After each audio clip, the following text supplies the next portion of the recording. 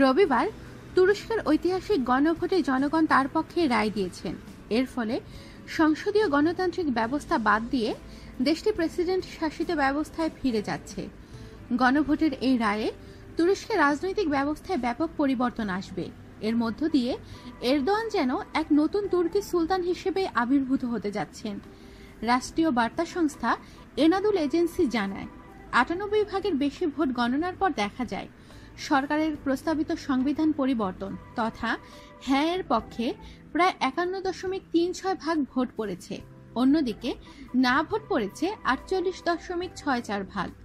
নির্বাচনের এই ফল প্রত্যাশিতই ছিল।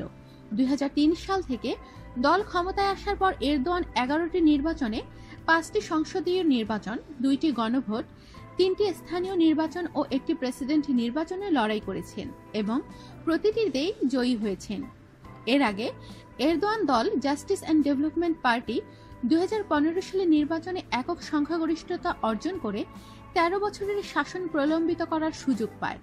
অবশ্য গত বছর সেনাবাহিনীর অভ্যুত্থান প্রচেষ্টা জনগণকে সঙ্গে নিয়ে রুখে দিয়ে নিজেকে অন্য উচ্চতায় নিয়ে যান এরদোয়ান। বলা হচ্ছে, তুমুল জনপ্রিয়তার এই সুযোগ নিয়ে তুর্কিদের উপর প্রভাবশালী নয়া সুলতান হিসেবে আবির্ভূত হচ্ছেন এরদোয়ান। এবার সংবিধান সংশোধনের মাধ্যমে মার্কিন স্টাইলের সর্বক্ষমতা সম্পন্ন প্রেসিডেন্ট হতে যাচ্ছেন তিনি। এভাবে গণতান্ত্রিক উপায়েই এক ব্যক্তির শাসন প্রতিষ্ঠায় উচ্চাভিলাষী এরদোয়ান। ১৯৫৪ সালে তুরস্কের কাসিম পাশায় জন্মগ্রহণ করেন তিনি। শৈশব কেটেছে কৃষ্ণ সাগরের পাড়ে। ১৩ বছর বয়সে ইস্তাম্বুলে আসেন। সেখানে রাস্তায় বিক্রি করতেন লেবু, তিল ও ঝুটি। পরবর্তী সময় লেখাপড়া করেছেন ব্যবসায় প্রশাসনে, জড়িয়ে পড়েন ইসলামী আন্দোলনে। ১৯৯৪ সালে ইস্তাম্বুলের মেয়র নির্বাচিত হন। ১.৫ কোটি মানুষের শহর ইস্তাম্বুলে তখন তিনি যানজট ও বায়ু দূষণ রোধ করে নগরের চেহারা পাল্টে দেন। তুরস্কে ইসলামী রাজনীতি নিষিদ্ধ হলে তিনি বিক্ষোভে অংশগ্রহণ করেন। সেখানে একটি ধর্মীয় কবিতা আবৃত্তির কারণে ৪ বছরের জেল হয় তার। কবিতাটি ছিল, মসজিদ আমাদের ক্যান্টনমেন্ট, গম্বুজ আমাদের হেলমেট, মিনার আমাদের বেয়োনেট এবং বিশ্বাসীরা আমাদের সৈনিক।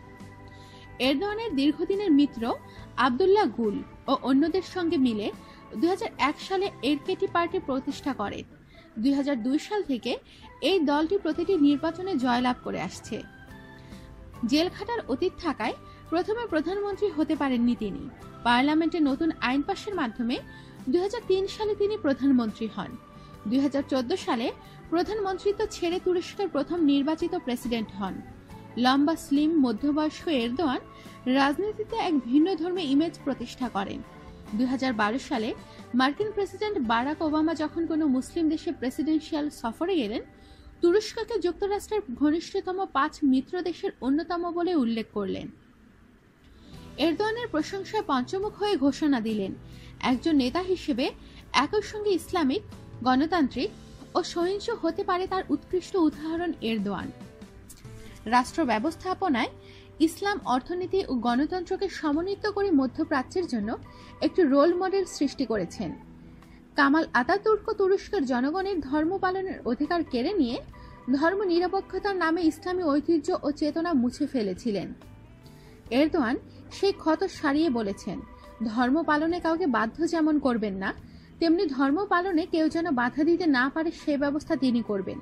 তবে সমালোচকরা বলছেন, অনেক আগেই তিনি গণতন্ত্রের পথ থেকে সরে এসেছেন। $৬১.৫০ কোটি ব্যয়ে ১১৫০ রুম বিশিষ্ট বিলাসবহুল প্রেসিডেন্ট প্যালেস বানানো তার কর্তৃত্ববাদী ক্ষমতালিপ্সার দৃষ্টান্ত। ইউরোপিয়ান কাউন্সিলের বৈদেশিক সম্পর্ক বিষয়ক গবেষক আসলি আইদিন তাবাস বলেন, নির্বাচনে একিপির সংখ্যাগরিষ্ঠতা এটাই নির্দেশ করে যে জনগণ এরদোয়ানের কর্তৃত্ববাদী শাসন অনুমোদন করেছেন। এখন তিনি পুতিন স্টাইলে গণমাধ্যমে নিয়ন্ত্রণ ও বিরোধী কণ্ঠস্বর দমন করবেন। তুর্কিদের একাংশ এরদোয়ানকে বুক উস্তা বা বড় মাস্টার বলে ডাকেন। তিনি নিজেকে দাঁড় করিয়েছেন সুলতান হিসেবে। কেউ কেউ বলে থাকেন এরদোয়ান দ্য লাস্ট ডিটেক্টর। রবিবার হ্যাঁ ভোট জয়ী হওয়ার তুরস্কের বর্তমান সংবিধানের ব্যাপক পরিবর্তন আনা হবে। এর ফলে প্রেসিডেন্ট এরদোয়ান প্রভূত ক্ষমতার অধিকারী হবেন। ১৯২৯ সাল পর্যন্ত দেশটির ক্ষমতায় থাকতে পারবেন তিনি। আমাদের সাথেই থাকুন আর সাবস্ক্রাইব করুন।